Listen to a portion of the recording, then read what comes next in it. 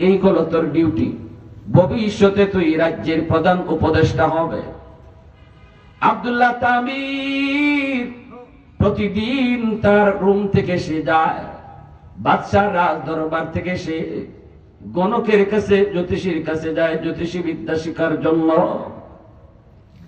আমার পায়রা বন্ধুরা, এইদিকে যায় আর যায়, আয় যায়। আসা যাওয়ার পথে একটা জঙ্গল, একটা জঙ্গলের ভিতর দিয়া ওই জ্যোতিষীর বাড়িতে যেতে হয়। হঠাৎ করে একদিন আব্দুল্লাহ জঙ্গলের ভিতরে তার কানে একটা সুমধুর আওয়াজ আসলো।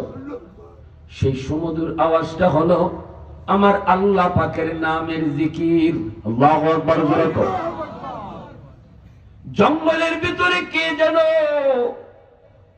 এত মজা, এত মজা, এত মায়া করে কোন নামের জিকির যেন করে গো।